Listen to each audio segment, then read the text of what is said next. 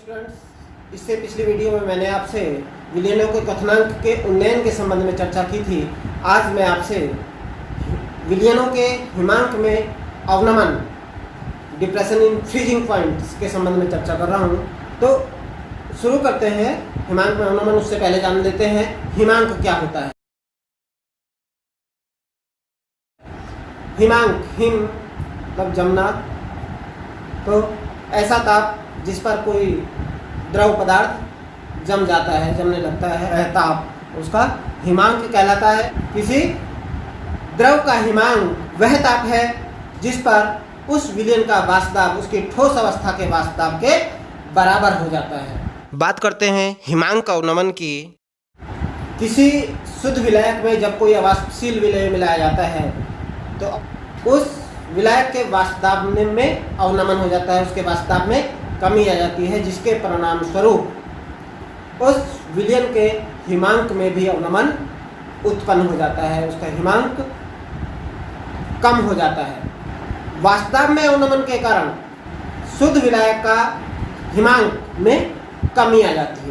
तब विलायक और विलयन के हिमांक का अंतर हिमांक में अवनमन कहलाता है।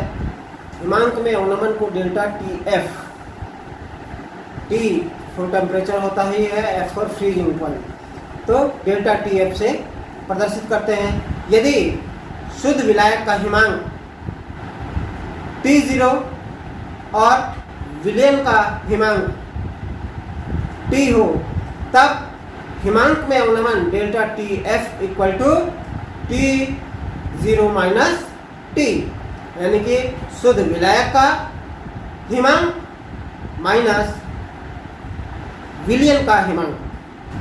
जब किसी द्रव का ताप घटाया जाता है तो उसके वाष्पदाब में कमी आने लगती है। जब द्रव का वाष्पदाब उसके ठोस अवस्था के वाष्पदाब के बराबर हो जाता है तब द्रव जमने लगता है, वह ठोस अवस्था में परिवर्तित होने लगता है। शुद्ध विलायक, विलयन और ठोस विलायक के वाष्पदाब और ताप के मध्य ग्राफ खींचने पर ये आपके सम्मुख ग्राफ में ए बी क्रम से है विलायक और विलयन के वाष्पदाब वक्र तथा सी ठोस विलायक का वाष्पदाब वक्र है।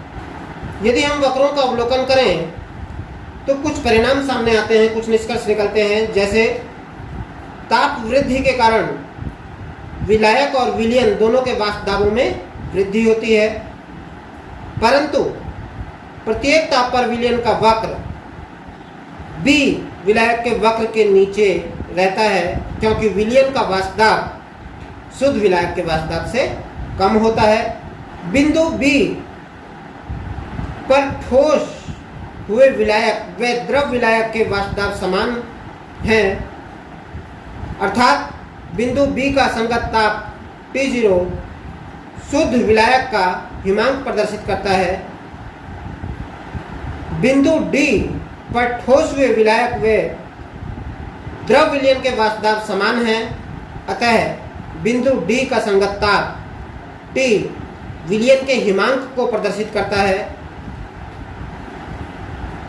T का मान T0 के मान से कम होता है, अर्थात विलयन का हिमांक शुद्ध विलयन के हिमांक से कम होता है तथा हिमांक में अवनमन डेल्टा टी एफ बराबर T0 माइनस टी प्राप्त होता है।